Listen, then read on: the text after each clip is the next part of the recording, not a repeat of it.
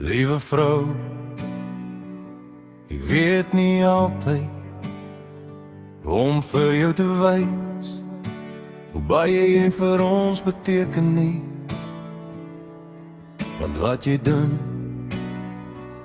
kan mens nie meet nie. Jy staan eerste op, terwyl die wêreld nog slaap. Jy dra almal se laste, sonder om ooit te kla.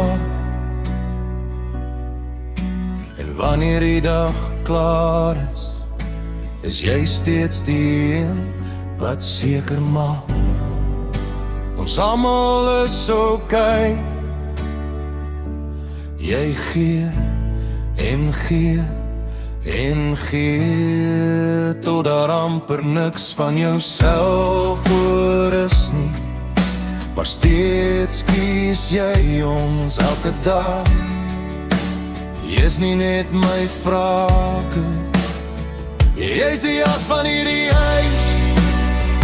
Jy hou alles by mekaar, wanneer dinge uit mekaar wil val.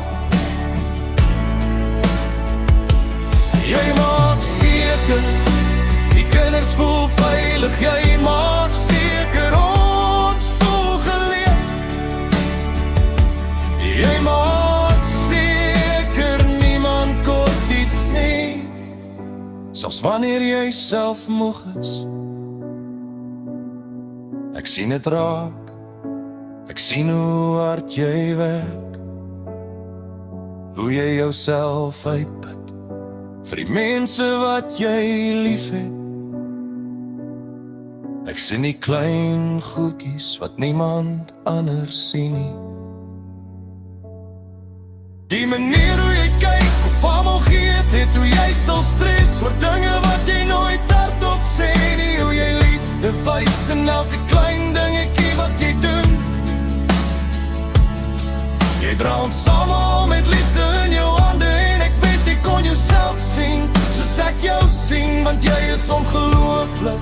Jy is die type vrou wat family sterk maak, die type ma wat kinders eendag sal onthou as 'n veilige plek. Jy maak liefde voel soos huis, en selfs wanneer jy moeg raak, selfs wanneer die lewe swaar druk, bly jy sag. Dis wat jou anders maak. Jy gee jou hele hart vir ons.